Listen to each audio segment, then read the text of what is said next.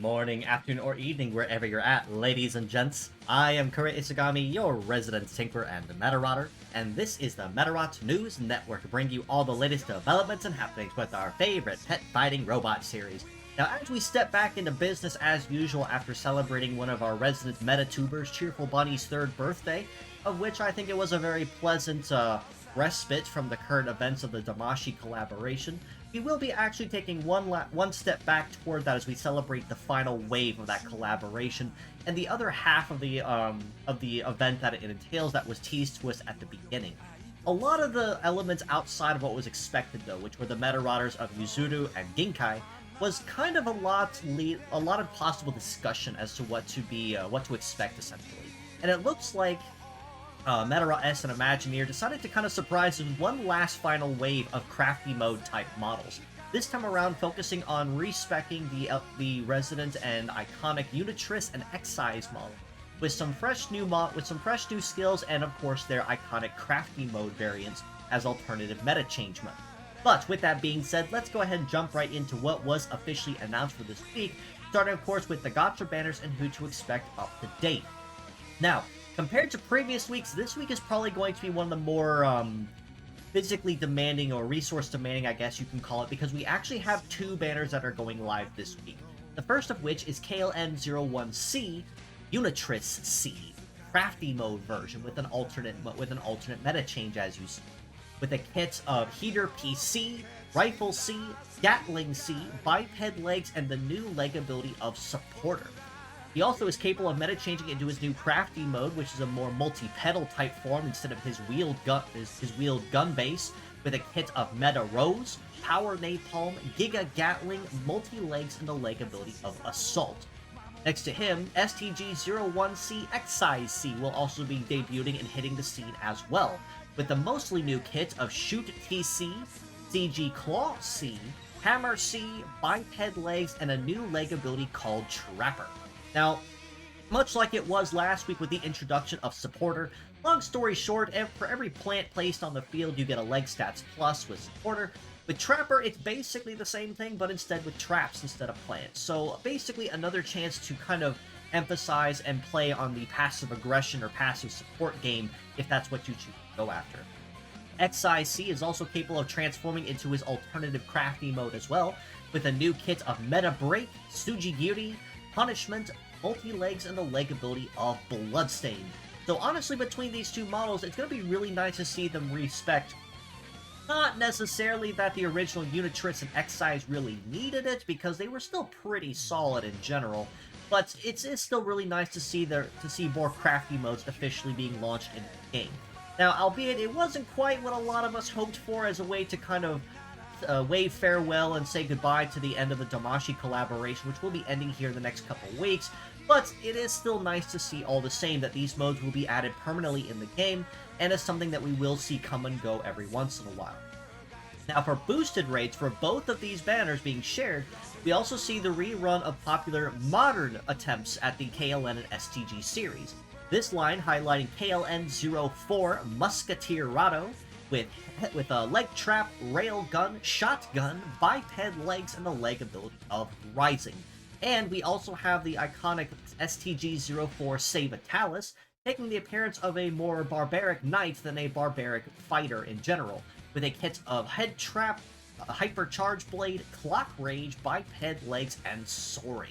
So honestly, between all the models, you really can't go wrong with either of these 2 either. So if the Crafty Mode models really aren't your cup of tea, or you really don't feel like risking your rubies for a meta change type model, which, fair reminder, is a hit or miss with the gacha and the rates, you still can kind of take solace in the fact that if you collect one or even both of these 2 folks, you're still going to end up with something really nice to walk away with at the end of the day.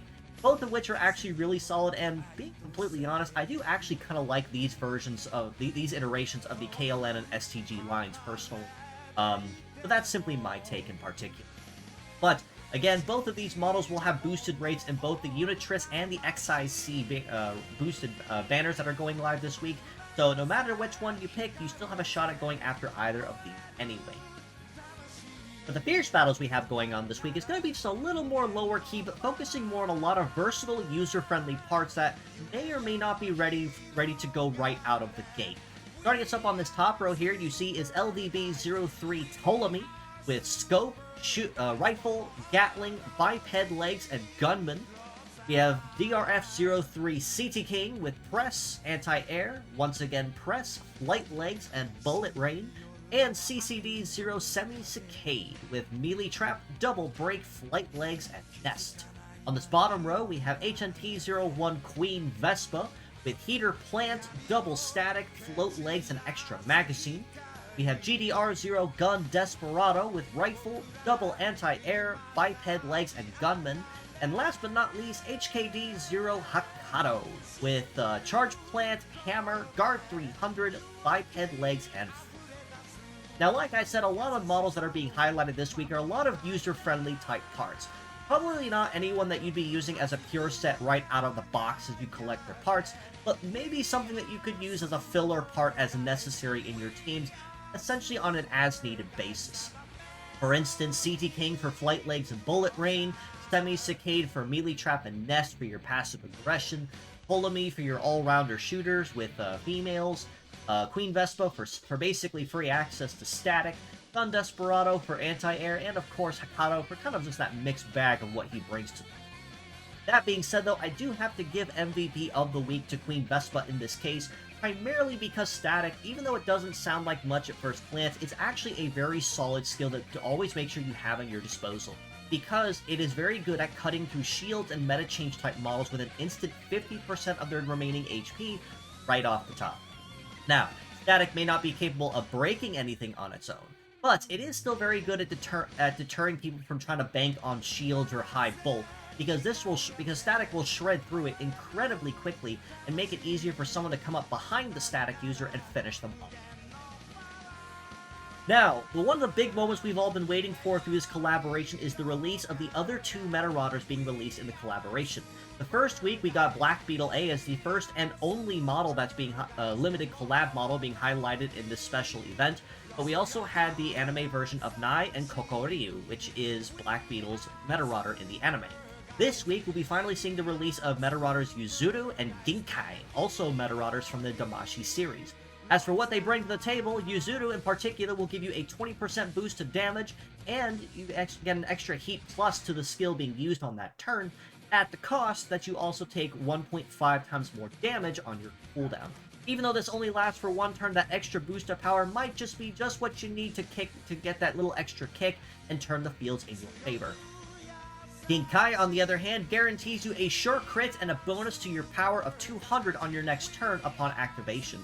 And we've actually seen a number of Metarotters already that are guaranteed sure crits for the skill that they offer. So as far as anything new is concerned, Ginkai really doesn't bring anything new to the table. But if you're looking for someone that gives you a really nice power output, you really don't have to look much further than that. Especially because the ability of a sure crit is really, really good if used correctly.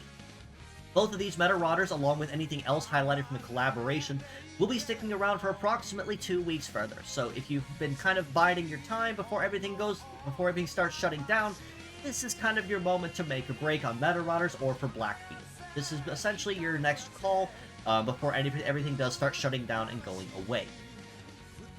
As far as the event is concerned, we do have one last wave of Damashi-themed event to enjoy, with more or less kind of a mix between recycled rewards and a lot of new ones. For this particular wave, we have the opportunity to earn the Patissier medal, which has a mastery in melee, healing, and setup, and a leg mastery in biped, multi, and sea legs. Now, it's also worth noting that the Patissier medal is actually a rerun. We've actually had this one in the game for quite some time now, so it's going to be a very good opportunity for a lot of new players and rookie Metarotters to collect and make sure that they're making use of those skills as they go. As far as that is concerned as well, more medals means more flexibility that you can make use of any given time. Additionally, you can also earn the extra profile banners for both X-Size and Unitress Crafty Modes. You can also earn extra gacha tickets for various specialized gachas, banners that are going live as well, such as with the PvP banner that is going live this week, or that has been going live this month, featuring the Unitress style Excise and the Excise style Unitress skins that you can also redeem and collect on if you collected the models, along with other misc rewards such as rubies and other Ascension resources.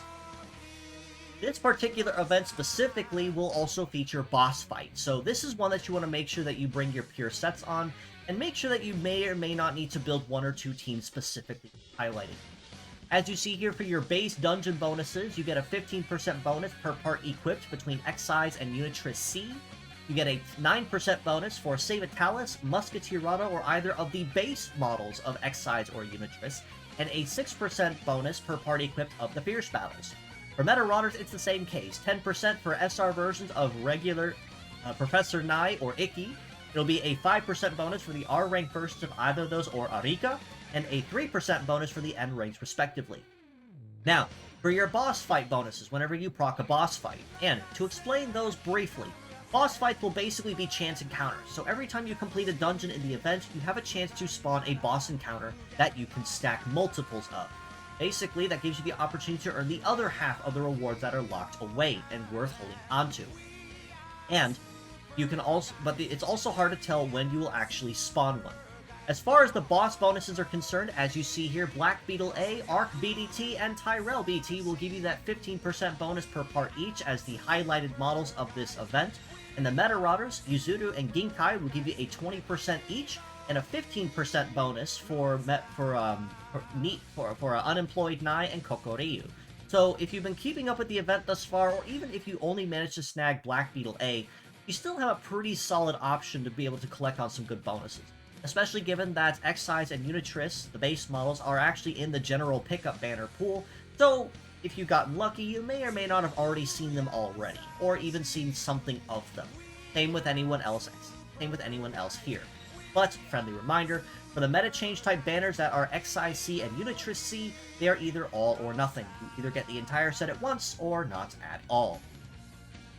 We also have Super Invasions for Excise C and Unitress C also going live this week as well. And I do want to give a friendly reminder as well. Even though through this last month or so I have been treating the Crafty Mode models such as Saikachis and Dorcas C, Arc BDT, and Tyrell BT as collab models, quote unquote, I do want to also provide information that they are not actually collaboration models. When this event ends, they will be here to stay, and they will most certainly be highlighting and cycling to and fro as time goes on. The only collab model that's going to be going away permanently with this collab is, of course, Black Beetle A. So if she's the one you got, well then you really don't have to worry too much. But with the Super Invasions regarding Unitress C and Excise C, I highly expect it's going to be mirrored rules both ways. So whatever rules are going to be in, say, Excise C's, may see a very similar or even identical rule in Unitress C. So you may be able to complete both of those back-to-back relatively easily as long as you know what you're doing. Now, as far as community stuff is concerned, as you see here, we are still always looking for translators to assist us with any current projects or endeavors. Right now, we're looking for translators to assist us with Medarot 4 translation or any other projects or endeavors. So if you are knowledgeable in coding, cleaning, Japanese, or have some time on your hands, or if you know somebody that might be willing to lend a hand, feel free to send them our way, join our Discord, ask around, and we are most certainly happy to fill you in, get you in touch with the right people to explain what has been done and what still needs done. Medarot 4 has, quite naturally, a whole lot more text than Medarot 3 ever did, so we are going to need a lot of manpower to help kind of see that to complete. So again, if you'd like to help, or if you know somebody that'd be willing to help, feel free to send them our way or join our Discord, ask around, we'll fill you in on what needs done and get you right to work. One other friendly reminder is that there is still an ongoing Ori Meta contest. We are just a little over a week in now over on the Project Rising Beetle server, with a couple entries already submitted thus far. I'm really excited to see what you guys are going to come up with. This will be going right up until the very end, pretty much the week leading up to Medarot Day on 11/19, and I will be going over all the entries on my channel to talk about and highlight the winners of that contest on my channel as a Medarot S Medarot Day coverage. So that keep forward to looking with that. I'm really excited to see what you guys are putting up with. Friendly reminder, I am only accepting entries for this in the Discord, so if you want to submit something, you will need to join us there to find the rules, any other feedback, or put your submissions. You can also find the rules for the contest in that same channel as well.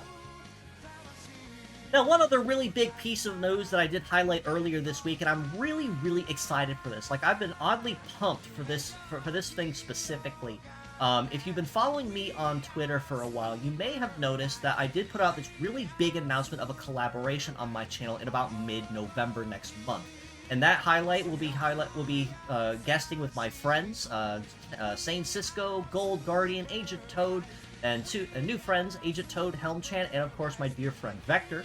We will be hosting a group session on my channel titled "What is Medarot?" On this channel, on this very specific stream, very special stream, might I add, I will basically be putting out all the facts, all the history, all the tidbits, everything that us Western fans never knew was even part of the series as a whole until pretty much what was discovered until this last year. Where did it come from? What is it about? Where has it been? Everything else. There will be no question left unanswered by the time that stream ends, and I'm so excited. I do hope to see you guys tune in for that one, even if just for a little while, to share your questions and kind of talk about it, and because I want to bring Medarotters from around the world together to celebrate Medarot Day this year and make it an event for the books. I've been wanting to actually do this for a while, a special, what is Medarot kind of stream, and finally got the motivation to do so and got some friends on board with this. So I'm very excited for it, and I really hope to have you guys with me on November 16th at 8 p.m. Eastern Time, so that you guys can tune in and have some fun with us and talk about it. One final reminder before I do wrap us up here, as a friendly reminder, I am always open for commissions, so if you are looking for any art of live 2D models ready to rig, if you're looking for 3D models, fully rigged with the works, standard 2D art of varying degrees of detail, or even emotes or anything similar, feel free to reach out to me on Discord or on Twitter, and we can most certainly try to make something happen with that. I would love to be able to try to coordinate with you and make something happen, especially if you are a new or upcoming content creator and like to have something without having to break the bank to do so. Feel free to reach out to me on Discord or Twitter, like I said, and we can most certainly try to coordinate a waybill on what you're looking for and see just what we can make happen. But with all that being said, that does basically cover everything for this week's episode, so relatively light on new content per se as far as Medarot S is concerned. Mostly just a lot of repeat stuff, essentially, with what we expected from the event, and of course the reveal of the crafty modes for Unitress and Excise. So, gonna be a relatively light week as well. I'm expecting things are probably gonna be going back to business as usual starting next week, especially as we do kind of encroach here on Shushu Pop's birthday, which we will be seeing a version 3 of, but only time will tell as things go forward.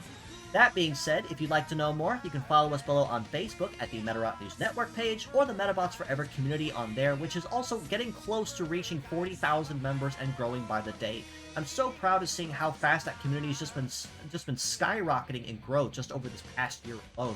And it's honestly just been crazy how fast it's been. I honestly can't even wrap my head around it. You can also join us on Discord in the link provided and in the comments below to keep an even closer ear to the ground on the action. This includes any new links to merchandise, fan art, contests, my weekly episodes, or anything else of the like. This will be the first place you hear any news before it goes anywhere else on the net. So join us on there if you want to get the news firsthand straight from the source. You can also follow me on Twitter at ItsuGamiKura, so if you have any questions, feedback, comments, or would love just to stop in and say hello or commission me, or if you are a content creator that would love to collaborate with me, whether that means having you here on my channel as a guest host, or if you'd like to have me stop in on your channel for a friendly chat or a game, more than happy to make something work. Do also follow the official Medarot and Medarot S channels on Twitter as well, to keep an even closer ear to the ground on the action alongside the fan content here in the West. So if you want to get the news straight from the source, you really can't go wrong with following either of these Twitter pages, because they stay very much in the know, of course, and get the news firsthand straight from them directly. But with all that being said, as always, I do appreciate you all for stopping in, just as you always do. And until next time, this is your host, Kura Isagami of the Medarot News Network, signing out.